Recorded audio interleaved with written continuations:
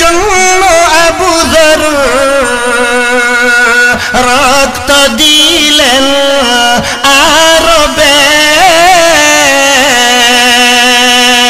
অশ্রু জরে রক্ত পড়ে তবু জুবানে ইল্লাল্লাহ লা ইলাহা ইল্লাল্লাহ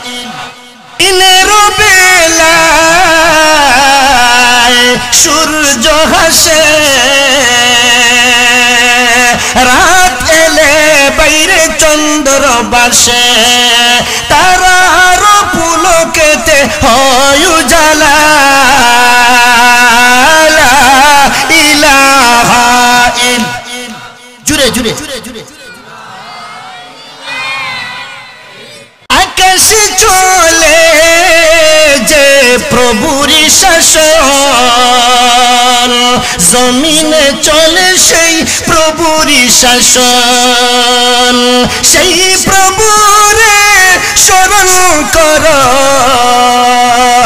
জপন কর সবে ইল্লাল্লাহ লা ইলাহা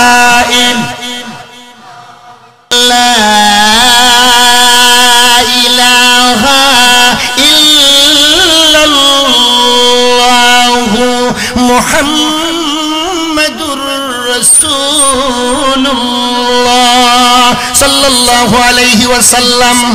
তো হুজুরগিরি করব, আরেকজনে মাছ মারবো, আরেকজনে হাল চাষ করব, আরেকজনে ব্যবসা করব, দুনিয়া সচল থাকবে, এটাই আল্লাহর খেলা। চিৎকার করে বলুন মারহাবা মারহাবা। আমার ভাই ও বন্ধুরা, যে কোরআনের তেলাওয়াত শুনে আবু বকরের মা কলিমা পড়ে মুসলমান হয়েছে, এই কোরআনখানা আমাদের ঘরে ঘরে আছে না নাই? আরো জোরে বলে আছে না নাই? কোরআন আমাদের ঘরে বড় অসহায়, অথচ কোরআন মুসলমানের হাতিয়ার। হাতিয়ার রে অসল বানাইয়া রাখা দিছে, হাতিয়ার রে কাজে লাগাইনি। একটা দাও যদি বানাইয়া আনেন কামারের কাছ থেকে, কামার নি হয় লোহার, কামার হয় কামার, লোহারের কাছ থেকে যদি একটা দাও বানাইয়া আনেন আর খাটের নিচে রাখা দেন 2-3 মাস, জং ধইরা যায়। কেন? কাজে লাগাইতেছেন না। আর কাজে লাগাইলে এটা ভালো থাকে, ঠিক কিনা বলেন? তো কোরআন মুসলমানের হাতিয়ার, এটারে আমরা জং ধরাইয়া দিছি। আমার ভাইরা, মুসলমানের জন্য আফসোস হয়, মাসের পর মাস যায়, বছরের পর বছর যায়, মুসলমানের বাচ্চা কোরআনের তেলাওয়াত করে না। কথা বলেন ঠিক না বেটি? আর সাহাবায়ে কেরামে কোরআনের তেলাওয়াত করছে, আসমান থেকে ফেরেশতা এসে গেছে। আরো জোরে সুবহানাল্লাহ বলেন। সাহাবীর কথাটা শুনতে মনে চায়নি। সাহাবী দুনিয়ার জমিনে তেলাওয়াত করে, আসমান থেকে ফেরেশতা আইয়া তেলাওয়াত শুনে। আরো জোরে সুবহানাল্লাহ। আপনারা একটু বসে পড়েন, বসলে সুন্দর হইব। টাকা নাই? টাকা আসেনি পিছনে? টাকা থাকলে বৈশা যাও না, সুন্দর হইব ইনশাআল্লাহ।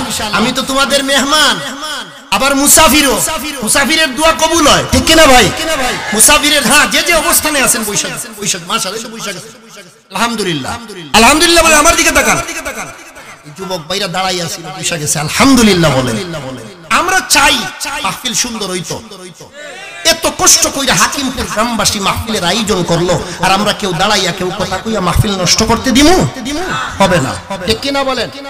আমরা এখানে ওয়াজ শুনতেছি, ফেরেশতারাও আছে, তারাও শুনতেছে।